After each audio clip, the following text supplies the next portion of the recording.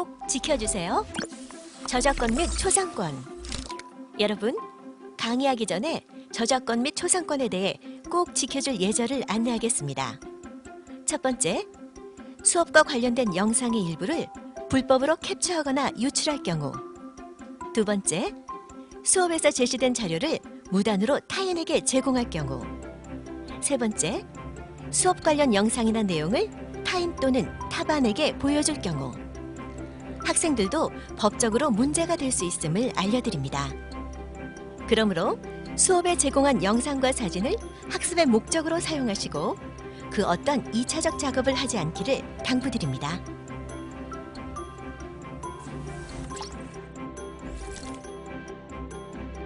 이번 시간에는 직업의 의미와 분류에 대하여 이야기를 나누어 보도록 하겠습니다.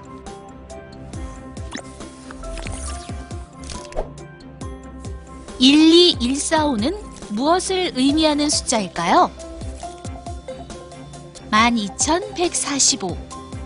2018년 기준 우리나라 직업 수입니다. 정말 이렇게 많다고요? 우리가 알고 있는 직업에는 무엇이 있나요? 선생님? 버스 운전사? 경찰관? 의사 등등이 있는데 말이죠. 이번 시간 학습 목표입니다. 함께 읽어볼까요? 직업의 의미를 알고 직업의 다양한 분류를 알 수 있다입니다. 첫 번째로 직업의 의미에 대하여 알아보도록 하겠습니다. 직업이라는 것이 무엇일까요? 우리의 삶 속에서의 일의 의미는 무엇이며 직업의 의미는 무엇일까요? 일이라는 것은 모든 경제적, 사회적 활동을 뜻하며 반면에 직업이라는 것은 본인 또는 가족의 생계를 유지하기 위해 일정한 기간 동안 일을 한 대가를 받으면서 정기적이며 지속적으로 하는 경제적, 사회적 활동을 말합니다. 직업이란 직분직, 업의 합성어로서 직이라는 것은 공식적으로 어떠한 위치를 나타내는 것이며 업이라는 것은 구체적인 어떠한 활동을 나타내는 것입니다. 직업의 의미에는 자아실현의 수단으로서의 의미, 경제적 안정을 위한 수단으로서의 의미, 사회활동 참여의 수단으로서의 의미를 가지고 있습니다. 직업의 첫 번째 의미는 자아실현의 수단입니다. 본인의 흥미와 적성에 맞는 직업활동을 통해 직업활동의 만족과 보람을 느끼며 본인을 성장 및 발전시켜 자아를 실현할 수 있어야 합니다. 예를 들어 의상 디자인에 관심이 많은 사람이 의상 디자이너 일을 하면서 본인의 꿈을 이루어가는 것입니다. 직업의 두 번째 의미는 경제적 안정을 위한 수단입니다.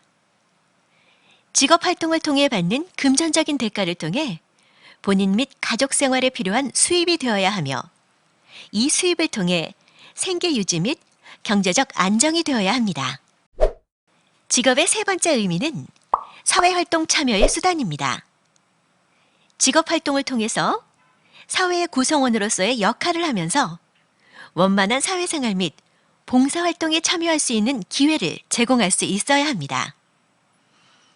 예를 들어 간호사님의 경우 직업활동을 통해 금전적인 수입을 얻는 동시에 도움이 필요한 사람들에게 도움을 줌으로써 사회활동에 참여하기도 합니다. 우리 주변에서 어떠한 일을 하고 계시는 모든 분들의 활동이 직업이라고 생각하겠지만 사회적 활동 중에서도 직업이라고 볼 수 없는 경우가 있습니다. 함께 알아볼까요? 1. 이자, 주식 배당, 임대료 등과 같은 재산 수입을 얻는 경우. 2. 연금법이나 사회보장에 의한 수입을 얻는 경우. 3. 범죄 행위로 인한 강제 노동을 하는 경우. 4. 교육기관에 재학하고 있는 경우. 5. 자기 집에서 가사활동하는 경우.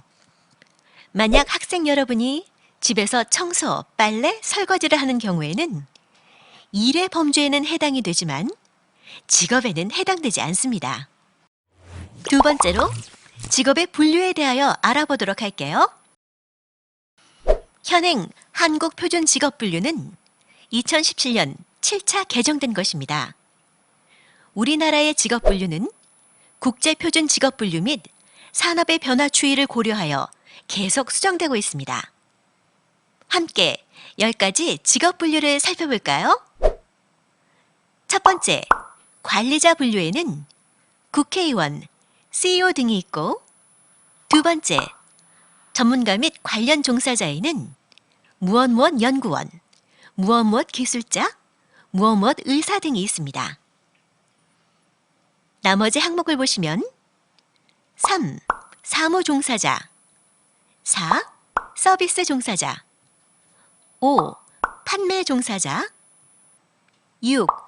농림어업 숙련 종사자 7.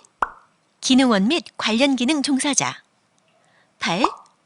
장치 기계 조작 및 조립 종사자 9. 단순 노무 종사자 10. 군인으로 나누어서 볼 수 있습니다. 10번째 군인에는 직업 군인도 있지만 일반적으로 일반 사병도 해당이 됩니다. 그럼 선생님은 직업 분류 중에서 어느 곳에 해당될까요? 선생님의 경우 2. 전문가 및 관련 종사자에서 25. 교육 전문가 및 관련직 그리고 252. 학교 교사 또 2521. 중고등학교 교사에 해당됩니다.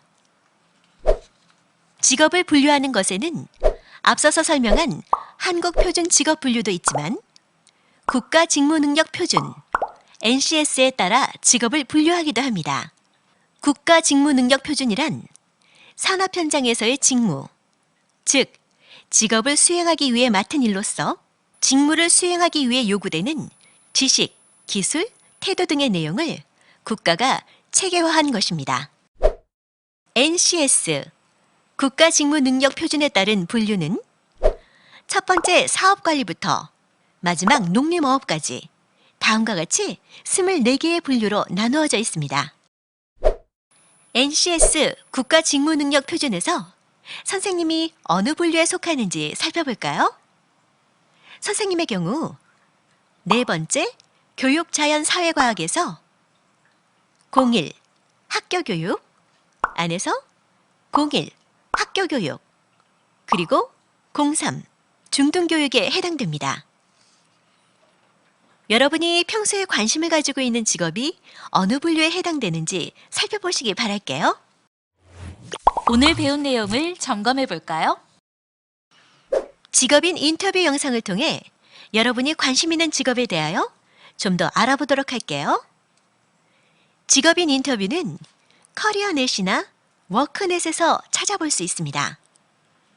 이번 활동에서는 커리어넷에서 평소에 관심 있는 분야나 희망하는 직업에 종사하는 직업인 인터뷰를 찾아보고 다음 내용을 정리해 보겠습니다. 직업인 인터뷰는 커리어넷, 직업정보, 직업인 인터뷰에 위치해 있습니다. 여러분도 실제로 커리어넷에 접속해서 관심 있는 직업인 인터뷰 영상을 찾아볼까요? 커리어넷에서 다양한 직업인들의 영상을 보셨나요? 그 중에서 여러분이 관심 있는 직업인의 영상을 보신 후 활동지 질문에 맞게 정리해 주시기 바랍니다. 만약 관심이 있는 직업이 없다면 가장 흥미롭게 생각되는 직업을 선택하여 활동해 주시면 됩니다. 직업의 의미에는 자아 실현의 수단, 경제적 안정을 위한 수단, 사회활동 참여의 수단이 있었습니다. 직업의 분류는 한국표준직업분류, 국가직무능력표준 NCS를 기준으로 나누어 볼 수 있었습니다. 오늘 학습한 내용을 바탕으로 여러분이 꿈꾸고 있는 직업에 대한 깊은 이해가 되는 시간이 되었으면 합니다.